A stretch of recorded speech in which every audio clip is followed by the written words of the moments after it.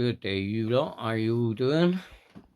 So today, guys, I'm not really running the RCs or anything, but in my next video, I will be running the Relarlo, and then I'll be running this, and I'll get back to this truck in a little bit. But I want to give you guys like two kind of top tips for if you're buying like off of eBay, and AliExpress.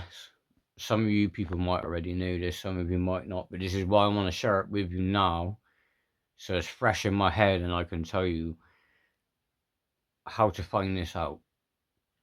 So for instance, let's just say you're looking on eBay, and I'm going to use this as an MJX Hypergo. Let's just say this is an MJX Hypergo and it's on eBay. So you go on it, you look at it, let's just say you want to buy it. If you go on to the description and the seller is in the UK and they're selling, say, the MJX Hypergo, which is something you can get from like AliExpress, Banggood, that sort of thing. So if the seller's in the UK and they're selling this product to you, that means that they're importing it over to sell it to you. So the way that you find this out is in the description. So if the seller is in the UK, it will say, please allow 20 to 30 days for shipping. Also in the description, it will also say, due on the shipping, that it won't be covered if it gets broken. It will state in a comment, like in that section, it will say in there that the item will not be covered if it gets damaged during transport. And the reason why that is because the seller from eBay is buying it from that company and then having it shipped to your address. So for instance, let's just say that this is the MJX Hypergo and it's £175, and this is how I know the difference. So this is it on eBay, 175 quid, there you go. Please allow 20 to 30 days. If the item gets damaged, it can't be basically replaced. And the reason why is because it's going through him. Because it's going through him and then going to your door, that is why it's not covered. But if you go on AliExpress and order it yourself, not only will it be cheaper, but it will also be covered on shipping. So if it gets broken, you can either send it back, or they give you some money back, or give you a refund. Whereas the seller on eBay will not offer that because they can't cover it.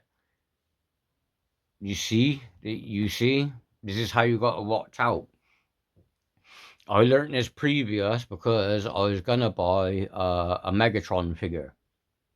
There's one on eBay, is 175 quid. Funny how I used the same price in that. And on his description, it says, please allow 20 to 30 days for shipping. And that whole blah, blah, blah about there's no refunds if it gets damaged. But this figure, if he's charging £175 for it, of course you want that to be covered if it gets damaged. Like, that's a lot of money for a figure. So anyway, in his description, it says that it won't be like replaced if it gets damaged and you can't get your money back. So I decided to go on AliExpress myself and look for that same figure. And I found the same figure. Obviously there's multiple on there. They do vary in prices. But I found the same one for £135 and it's free shipping. And I've seen the shipping processes, like they bubble wrap it and then put it in a box. They use that. It's quite thick bubble. It's like, I don't know, it's kind of like double walled. It's not bubble wrap, but it's quite thick. Like they wrap it in that and then put it in a box, because I've seen it at the bottom. Whereas that eBay seller doesn't offer that, see? So if you just go on AliExpress and buy it from AliExpress, or you could still buy it on eBay, but just check. If the seller is in China originally, then that seller is probably selling on AliExpress anyway. So if you ordered it from him, it will be covered on the shipping. The only reason why it isn't from the guy in the UK is because he's ordering it and then getting it sent to your door. So yeah, if you're looking at something on eBay that you know you can get on AliExpress or Banggood, make sure to check the description. Like I said, if he's from China anyway, then the shipping will probably be covered. But if you're doing what that other guy is doing, where you're ordering it and then sending it to someone else, that's why it's not covered. Because it would only be covered if it was going to him. It's not going to him, it's coming to you. That's why it's not covered, because he can't cover it. Whereas if you order it from them, like directly, either on eBay or AliExpress, it will be covered. So you might as well just order it directly from them. Because if you do, you're probably going to get it cheaper anyway.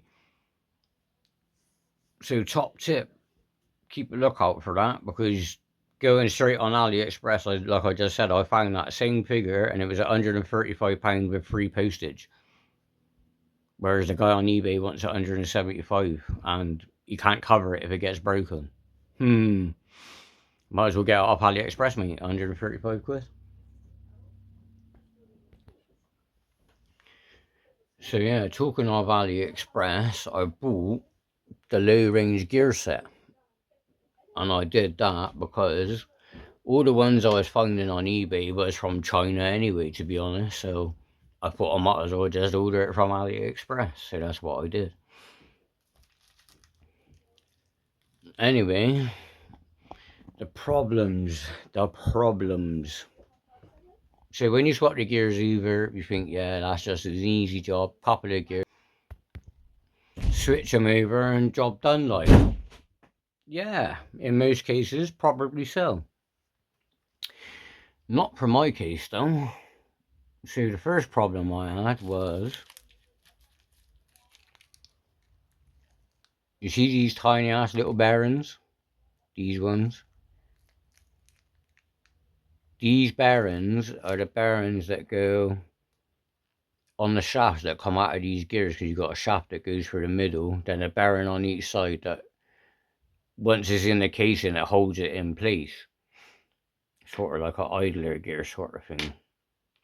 So this is the gear with the drive shaft. Most of you will know this anyway. If you took one of these apart, you pretty much know. This is the one with the drive shaft, and then these are the two other gears. So there's like obviously a rod in there coming out and another one in there coming out. Now, the problem I had, these fucking bearings, excuse my language, but I am going to be swearing in this one because this actually did piss me off, man. I was there for fucking ages. Anyway, so bearing on this side, bearing on that side. For the life of me, these bearings do not want to come off. They did not want to come off.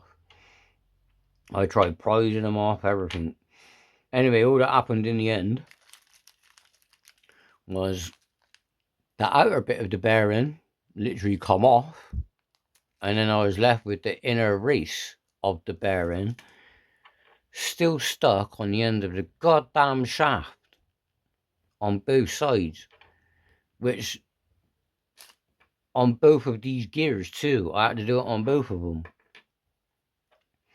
So I managed to get one side off, which obviously you might got to get one side off to get the fucking thing out. So once I'd done that on both and I managed to get the rods out, I then used this little clamp. Then what I did was I took the shaft with the inner bit of the bearing and I put it through there, and lucky enough that inner bit of the bearing literally just sat on that little groove there. So I got an Allen key that just fit inside, and then I tapped it with that spanner, like I just tapped it to push it out. Once I'd done that, yeah, you'd think it would all be good. No, because now I've got them out. These are not the gears. I've actually got them in there now. So these ain't the gears. These are the original stock gears, what was in that gearbox. As you can see, that I've like kind of chewed them up a little bit, trying to get these bearings out where I was holding it. Oh, like I said, it was a nightmare. In the end, I ended up breaking all four of the bearings to get them off. And lucky enough, when I ordered this set of bearings, which was the wrong set anyway, these ones are the ones that you use in the gearbox. So lucky enough, I had them spare anyway, otherwise I'd have been bloody screwed.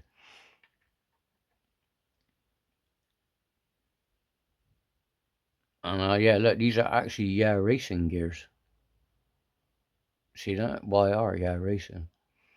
But anyway, the bearings on this come off no problem. Literally popped on, popped off. Literally easy. But these were a broke pain in the ass. And anyway, that was the least of my problems, because once I did get them out and I got the bearing braces off so I could actually put them through the gears and put the bearings back on, the goddamn things wouldn't go through the holes in the gears. So I got them out and then they wouldn't go through the holes in the gears. So, problem number 2. How I solved that was, I had 2 choices at the time. It was about 11, 12 o'clock at night, excuse me. Yeah, about 11, 12 o'clock at night, maybe a bit later. I got 2 choices now. I've just took all this out, mangled up the gears doing it. But now I can't get the drive shaft, I can't get them things through here. Which means then I can't put the bearings on. And I can't put them back through these gears because I pretty much mangled them. I mean, they might be alright, they might work, but I don't know, man, because I have damaged them. So I think these would have been toast, to be honest. Anyway, as you know, I got a red one of these trucks. But that is actually out in the box in the shed. And it's all boxed back up. So I was like, oh, I don't really want to get that. And then come in and have to take that apart, take all the gearbox apart. So I sat there and I was like, nah, these flipping shafts are going through these goddamn gears. I do not give a shit is happening. So the way I solved that, guys, was I got the drill, put it in the drill just like a little bit, done it up, obviously. And then I got, wait there. So I got it in there, I got it in the drill, spinning it, and I got this goddamn emery board. And I grounded it, boys. I grounded it. I don't know, for at least 3-4 minutes on each one. Anyway, eventually I got them both through. I got the bearings back on, and it is actually in there now, guys. It does actually cause, like, the gearing being lower does actually cause, like, it's not as smooth to push than with these gears. With these gears, that'll just push easily. So yeah, like, reducing the gears actually causes a bit of drag. Actually, talking about drag, if you was to ask me what upgrades would I do to this first if you was going to buy one, the first things I would actually do myself, knowing what I know now, is the bearing kit. Definitely change them bushings to a bearing kit, because as soon as you do that, you'll be able to roll that truck quite smoothly. Like, it will roll so much better. So definitely a bearing kit. And the second one would be, what did I say the second? The low range gears. Because I've tried this truck now with the low range gears, and you can go to things now, and before it would like pulls, and then like no, and then yeah, it would kind of like go over it, but not very well. Like, now, them low range gears have totally changed this. It when I take this out next time, you'll see the difference. But in my next video after this one, I will be taking out that Relarlo, the Subaru rally car. Not the Volkswagen, but the Subaru one. Like I've been saying, I'm going to take it out for a little while. I've not done it. But I have charged the battery. It's all ready to go. The one in the controller is all charged up. That's ready to go. But I wanted to do this video now with that first initial tip about the selling on eBay thing.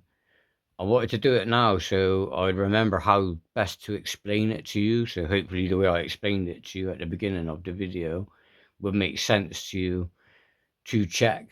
Because if someone's going to sell you something from there and then not offer you the coverage to buy it, you might as well just go to AliExpress yourself or Banggood and buy it yourself, because then it's covered. And anyway, this video's gone on way too long, guys. Thank you for watching. Please like and subscribe, and I promise in the next one I will be taking out that Rollardo car. Until then, bye peeps.